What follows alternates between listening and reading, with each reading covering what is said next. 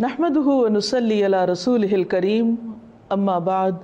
فاعوذ بالله من الشيطان الرجيم بسم الله الرحمن الرحيم رب اشرح لي صدري ويسر لي امري واحلل عقدة من لساني يفقهوا قولي۔ السلام علیکم ورحمۃ اللہ وبرکاتہ۔ ناظرین، پروگرام شہر رمضان کے ساتھ آپ کی خدمت میں حاضر ہوں۔ آج ہم توبہ اور استغفار کے بارے میں بات کریں گے۔ گزشتہ پروگرام میں ہم نے اخلاص پر بات کی، نیت کے صاف ہونے اور ہر کام کو صرف اور صرف اللہ کی خاطر کرنے کے بارے میں، کیونکہ اللہ سبحانہ و تعالیٰ اس کام کو قبول نہیں کرتا، وہ عمل اللہ کے نزدیک کوئی اہمیت نہیں رکھتا جو اللہ کے لیے نہ کیا گیا ہو۔ لیکن ہم انسان ہیں، ہم سے غلطیاں ہوتی ہیں، اور قدم کی پھسلن سے زیادہ بعض اوقات سوچ کی پھسلن ہوتی ہے۔ سوچ میں کس وقت کیا چیز شامل ہو گئی، بعض اوقات انسان خود بھی اس سے آگاہ نہیں ہوتا۔ اسی لیے اللہ سبحانہ وتعالیٰ نے ہم پر رمضان کے روزے فرض کیے تاکہ ہمارے اندر تقویٰ پیدا ہو۔ تقویٰ انسان کے اندر ایک کانشیسنس پیدا کرتا ہے، شعور پیدا کرتا ہے، اور جب انسان کے اندر شعور آ جاتا ہے تو اسے اپنے گناہوں کا احساس بھی ہونے لگتا ہے، اسے اپنی غلطیوں پر ندامت بھی ہوتی ہے، اور انسان تو ہے ہی خطا کا پتلا،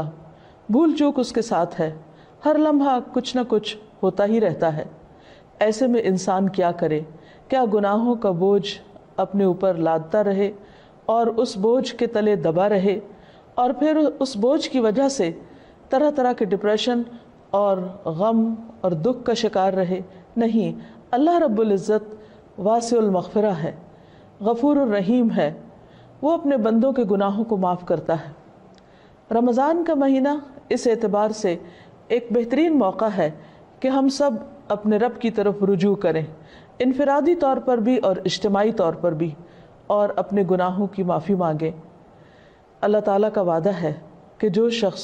سچے دل سے گناہوں کی معافی مانگے گا، اللہ تعالیٰ اس کو ضرور معاف کر دے گا، اور اللہ تعالیٰ کو معاف کرنے میں کچھ مشکل نہیں۔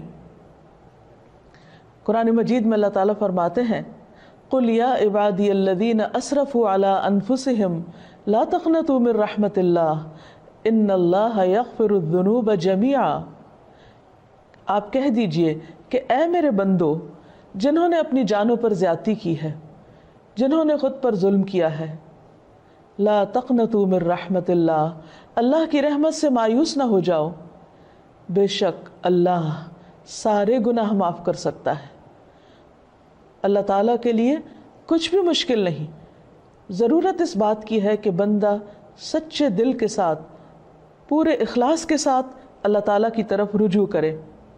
ویسے تو رمضان بذات خود گناہوں کے کفارہ کا ذریعہ ہے۔ حدیث میں آتا ہے، نبی صلی اللہ علیہ وسلم نے فرمایا، وَرَمَضَانُ إِلَى رَمَضَانَ مُكَفِّرَاتٌ مَا بَيْنَهُنَّ إِذَا اجْتُنِبَتِ الْكَبَائِرُ۔ ایک رمضان دوسرے رمضان تک اپنے درمیان ہونے والے گناہوں کو مٹا دیتا ہے جبکہ کبیرہ گناہوں سے اجتناب کیا جائے۔ اسی طرح جب انسان ایمان اور احتساب کے ساتھ روزہ رکھتا ہے، وہ بھی اس کے گناہوں کی بخشش کا ذریعہ بنتا ہے، راتوں کا قیام بھی بخشش کا ذریعہ بنتا ہے۔ لیکن اس کے ساتھ ساتھ انسان کو پورے شعور کے ساتھ، پورے احساس کے ساتھ خود اللہ کی طرف رجوع کرنا چاہیے اور اپنے گناہوں کی معافی مانگنی چاہیے، خصوصاً کبیرہ گناہ، ان کے لیے معافی مانگنا ضروری ہے۔ اللہ تعالیٰ سے توبہ کرنے کا ایک طریقہ بھی بتایا گیا، اور وہ یہ کہ انسان اپنے گناہوں پر نادم ہو، شرمندہ ہو، ان کا اعتراف کرے، ان کو مانے، اور پھر آئندہ نہ کرنے کا وعدہ کرے، اور پھر اپنی زندگی کی اصلاح کر لے۔ انسان کی انسانیت اسی میں ہے کہ وہ اللہ تعالیٰ کی طرف رجوع کر لے اور گناہوں کا اعتراف کرے۔ انسان اور شیطان میں یہی فرق ہے۔ شیطان نے جب انسان کو یعنی آدم علیہ السلام کو سجدہ کرنے سے انکار کیا، تو اس کے بعد جب اس سے پوچھا گیا کہ ما منعک اللہ تسجد اذ امرتک، اللہ تعالیٰ نے فرمایا کہ تمہیں کس چیز نے روکا تھا کہ تم سجدہ کرتے جبکہ میں نے تمہیں حکم دیا تھا؟ تو اس پر بجائے اس کے کہ وہ نادم ہوتا، اپنی غلطی کا اعتراف کرتا وہ اکڑ گیا اور اللہ سبحانہ تعالیٰ کو بلیم کرنے لگا۔ اس کے برعکس آدم علیہ السلام سے جب خطا ہوئی اور وہ بھول کر جنت کا وہ پھل کھا بیٹھے جس کے کھانے سے ان کو روکا گیا تھا، تو جب انہیں اپنی اس بات کا احساس ہوا کہ انہوں نے درست نہیں کیا اور ان سے جنت کا لباس اتروا لیا گیا، تو وہ فوراً اپنے رب کی طرف پلٹے اور انہوں نے اعتراف کیا اور دعا کی، ربنا ظلمنا انفسنا وان لم تغفر لنا وترحمنا لنکونن من الخاسرین، کہ اے ہمارے رب، ہم نے اپنی جانوں پر ظلم کیا اور اگر تو نے ہمیں معاف نہ کیا اور ہم پر رحم نہ کیا تو ہم ضرور نقصان اٹھانے والے ہو جائیں گے۔ گویا انسان غلطی تو کرتا ہے، لیکن اگر وہ رب کی طرف پلٹتا نہیں اور رب اس پر رحمت نہیں فرماتا تو پھر انسان کا کوئی ٹھکانہ نہیں۔ روزے کی حالت میں انسان کو اپنے آپ کا جائزہ لینے کا موقع ملتا ہے، کیونکہ بہت سی مصروفیات اور مشغولیات سے، خصوصاً کھانے پینے کی مشغولیت سے فراغت پانے کے بعد جب روزے کی حالت میں، بھوک کی حالت میں اس کو اپنا محاسبہ اور اپنا جائزہ لینے کا موقع ملتا ہے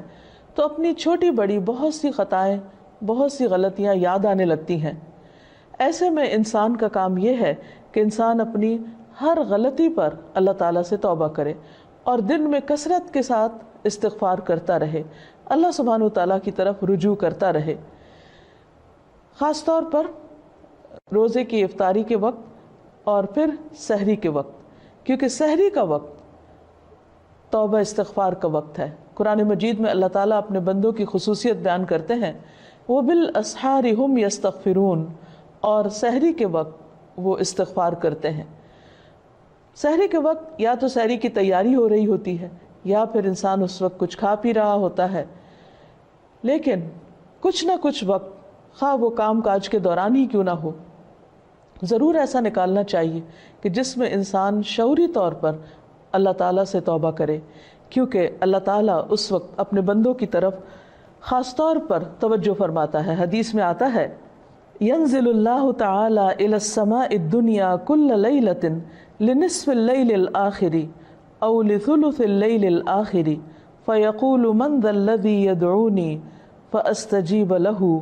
من ذا الذي يسألني فأعطيه، من ذا الذي يستغفرني فأغفر له حتى يطلع الفجر۔ اللہ تعالیٰ ہر رات کو آدھی رات یا ایک تہائی رات کے آخری حصے میں آسمان دنیا پر نزول فرماتے ہیں اور ارشاد فرماتے ہیں کہ کون ہے جو مجھ سے دعا مانگے اور میں اس کی دعا قبول کروں، کوئی ہے جو مجھ سے سوال کرے کہ میں اسے عطا کروں، کون ہے جو مجھ سے استغفار طلب کرے اور میں اسے بخش دوں، یہاں تک کہ فجر طلوع ہو جاتی ہے۔ یعنی اس وقت خاص طور پر اللہ تعالیٰ اپنے بندے کی طرف متوجہ ہو کر اس کو پکارتا ہے کہ تم غلطی کرنے کے بعد میری طرف لوٹ آؤ۔ رمضان ایک مبارک موقع ہے کہ جس میں انسان سحری کے وقت اٹھ ہی جاتا ہے، تو اس وقت اللہ سبحانہ تعالیٰ کی اس پکار پر لبیک کہتے ہوئے اپنے گناہوں کی معافی مانگنی چاہیے اور اس کی طرف رجوع کرنا چاہیے، کیونکہ وَمَن يَغْفِرُ الذُّنُوبَ إِلَّا اللَّهُ، کون ہے جو گناہوں کی بخشش کرے سوائے اللہ کے۔ ہم میں سے کون ہے جو یہ دعویٰ کرے کہ اس سے کبھی کوئی غلطی نہیں ہوئی یا اس نے کوئی گناہ نہیں کیا؟ ہم سب خطا کار انسان ہیں اور ہم سے غلطیاں ہوتی ہیں، لیکن غلطی پر توبہ کرنا اور غلطی پر شرمندہ ہونا انسان کی فطرت میں ہے۔ اگر انسان اس فطرت کو مسخ نہ کر دے تو جو ہی کوئی گناہ ہوتا ہے انسان کا ضمیر فوراً ہی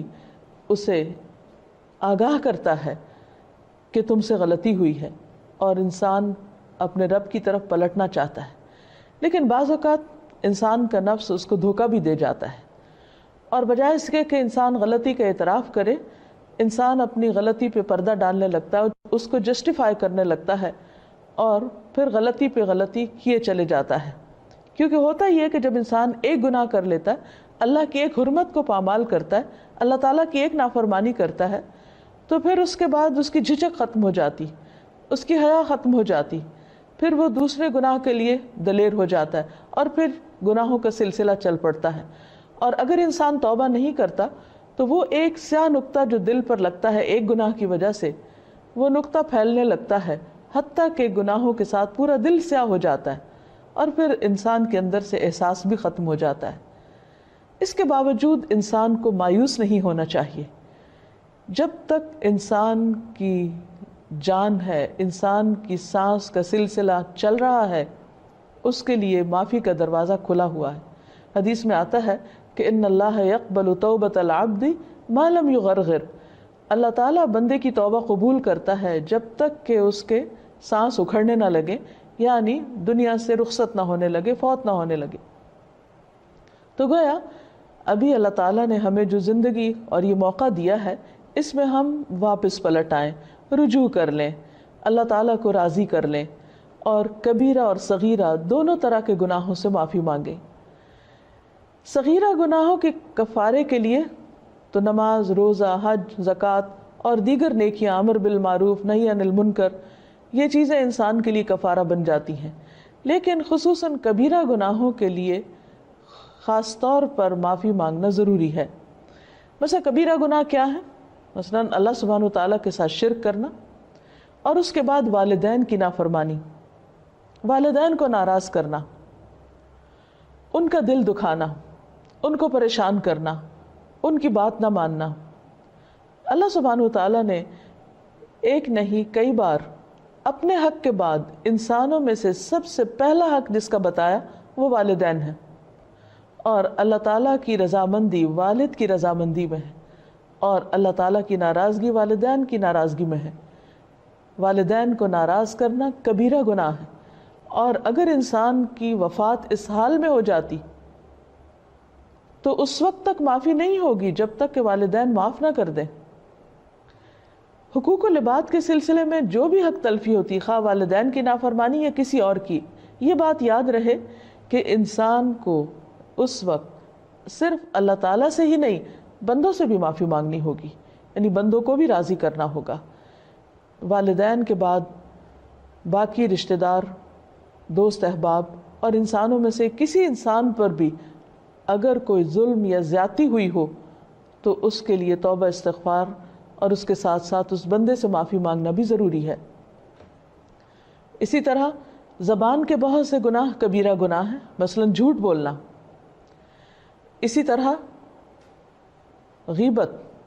اور غیبت کیا ہے؟ کسی مسلمان بھائی کی پیٹھ پیچھے اس کی برائی کرنا، کسی پہ جھوٹا الزام لگانا، کسی کو طعنہ دینا، کسی کے بارے میں بدگمانی کرنا، کسی کا مذاق اڑانا، نقلیں اتارنا، یہ سب دوسروں کا دل توڑنے والی باتیں، یہ تہذیب کے دائرے سے نکلی ہوئی حرکتیں ہیں، اور ہمارا دین ان چیزوں کی قطعاً ہمیں اجازت نہیں دیتا. کسی کے ساتھ اختلاف کا ہو جانا، کسی کی بات کو ناپسند کرنا، یہ ہر انسان کا حق ہے، لیکن یہ سب کچھ دلیل کی بنا پر ہونا چاہیے، محض جذبات کی بنا پر نہیں. کہ ہم اگر کسی سے اختلاف کرتے ہیں تو پھر ہم اپنے لیے اس بات کو جائز کر لیں کہ جیسے چاہیں پھر اس کے ساتھ معاملہ کریں، یا جیسے چاہیں اس پر الزام تراشی کریں، اور پھر اس کے بعد خود کو سچا ثابت کر کے یا اپنے آپ کو مطمئن کر لیں، تو یہ بات جائز نہ ہوگی، یہ کافی نہ ہوگی.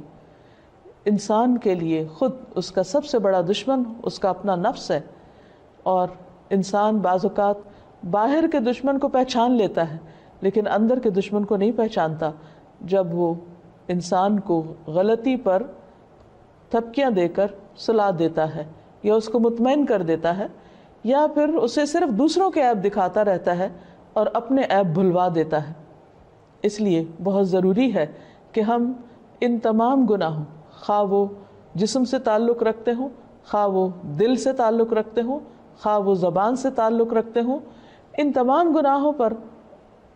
نمبر 1 شرمندگی کا اظہار کریں، نمبر 2 ان کا اعتراف کریں، نمبر 3 آئندہ نہ کرنے کا وعدہ کریں،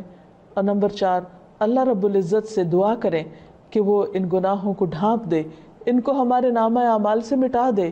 اور ہماری توبہ کی وجہ سے ان گناہوں کو بھی ہماری نیکیوں میں بدل دے، کیونکہ اللہ تعالیٰ کے لیے کچھ بھی مشکل نہیں. قرآن مجید میں آتا ہے وَهُوَ الَّذِي يَقْبَلُ التَّوْبَةَ عَنْ عِبَادِهِ، وہ اللہ ہی تو ہے جو بندوں سے توبہ قبول کرتا ہے اور اس کو پسند کرتا ہے کہ بندے اللہ کی طرف رجوع کریں۔ وَيَعْفُو عَنِ السَّيِّئَاتِ، اور وہ خطاؤں سے یعنی صغیرہ گناہوں سے درگزر کرتا ہے۔ وَيَعْلَمُ مَا تَفْعَلُونَ،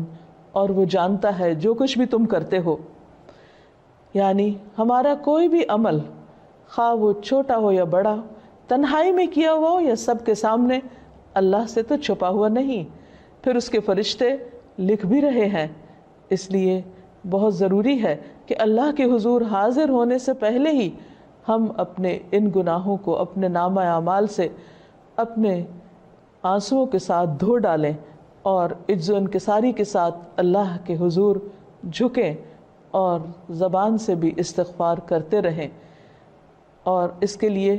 خاص طور پر استغفر اللہ، اللہم اغفر لی اور استغفار کی دیگر دعائیں پڑھنا بھی فائدہ مند ہے۔ اللہ تعالی ہمیں عمل کی توفیق عطا فرمائے۔ وآخر دعوانا ان الحمد للہ رب العالمین۔